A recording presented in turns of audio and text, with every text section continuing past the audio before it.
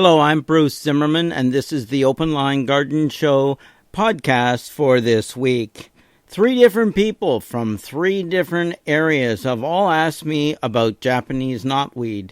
Not that they know what it is, but they're kind of curious what this 6 to 8 foot weed is suddenly appeared just in their garden. Just noticed it today. I wonder how long it's been there, if it's 6 to 8 feet tall, but that's generally the height that the Japanese knotweed does reach in a single season.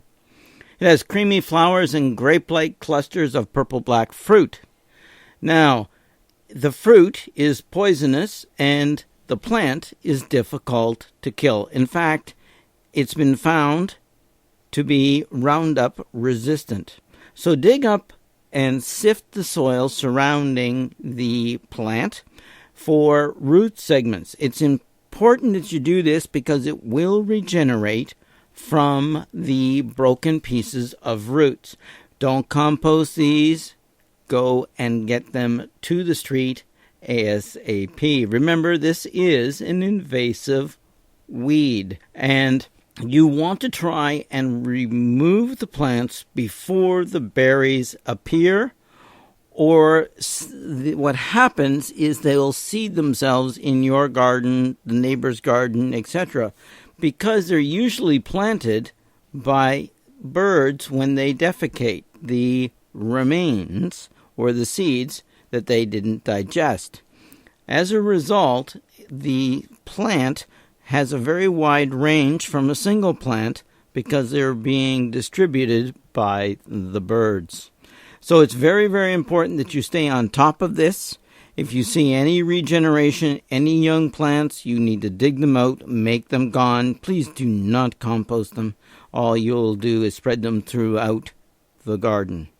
This is not a nice weed. It is a nasty, invasive weed that is widespread in North America. Now, at this time of year, colchicum, the autumn crocus, is in bloom. And it's really neat in the fact that while there are several different varieties, they are generally all a crocus-looking bloom, about 6 inches tall, coming right out of the ground with no leaves at this time of year. The leaves themselves will show up in the spring and usually make all the food for the bulbs by June, early July. And unless you've got a very, very cold spring. So basically when they die down, you can remove them.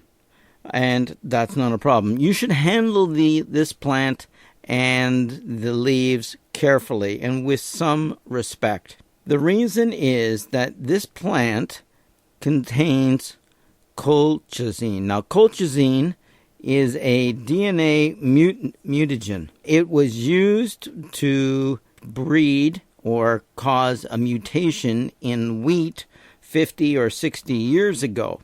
And it is this mutation and its subsequent offspring and that we now eat today. So you have been eating wheat for the last 50 or 60 years. It was created from this plant's mutagen, colchicine.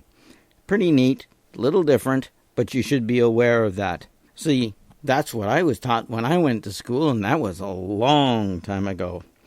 Now, the other crocus, which is actually a true crocus, since the colchicum autumn crocus is not a crocus, is the saffron crocus. Now, people promote this one and they think it's really good to grow, etc. Because, of course, this is the plant where we get saffron from. And if you've ever tried to buy the herb saffron, it's extremely expensive.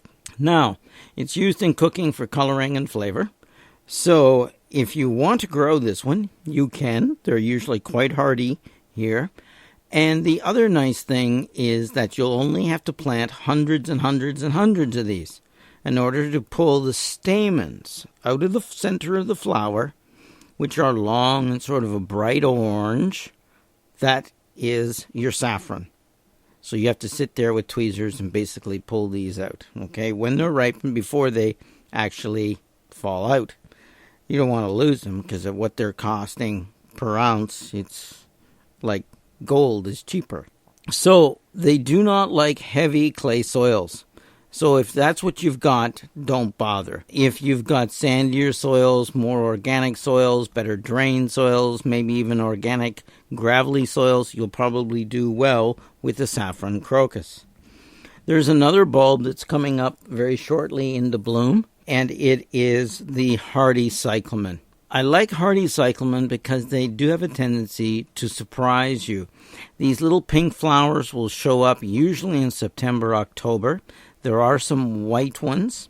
They look like a miniature garden or garden cyclamen that you get at a florist, and except they're very small. And they make an excellent ground cover over time, and they do seed themselves sometimes in the strangest place, including my lawn, the gravel around your pool, anywhere it's decided right in the middle of my prostrate blue spruce, up they come. Okay, what can I say? They have a mind of their own. It takes them several years to develop this fat, flat corm, and one of the things you should know about these is that they're only planted about 2 inches down. So they're very, very shallow. So if your kids, like mine, start digging in this bare spot in your garden, you better get there fast because they are only a couple inches down. Now, you want to go and make sure that you plant as many of these as you can afford in patches here and there. Again, they love a sunny location and they love it warm. I have seen them in certain climates where it's very, very mild, do very well as a ground cover in dappled shade, where they can seed themselves. But again, that was New Zealand, right? Okay, we're a bad day in winter is a frost. So as a result, you can go and plant these. They are very hardy, and there are some different varieties, but you basically go with the one they sell you in your area because they're usually the ones you'll be most successful with. Now, at this time of year, we're planting spring flowering bulbs, and of course, we are always looking forward to next year. So, because the ground is, at least in this area, moist and quite cool, okay, you need to get your hyacinths and daffodils in first. These are the ones that take the longest to establish and root in. They like the warmer soils when they're first planted to do that. And because it's wetter and colder, it's going to take a little longer. So get them planted now or as soon as possible. Plant your other spring bulbs subsequently later. Now I like to do all the tulips next, and then all the small spring bulbs, all the crocuses, the colchicum, all of these guys, all the little ones. I do them last. Snowdrops last. Because sometimes if you plant them too early and you get a sudden nice warm weather in November, they think spring has suddenly come, and up they come and bloom then instead of next spring. So as a result, it's not as good. And of course, I want the color in the spring, not in November. So plant them as late as possible. Usually in late October is when I plant all of those in this area. You can email your gardening questions to openlinegardenshow@gmail.com. You can listen to the Garden Show on CFPU's 103.7 FM St. Catherine, streaming online at cfbu.ca every Saturday morning at 8 a.m. I'm Bruce Zimmerman, and this has been the Open Line Garden Show podcast for this week.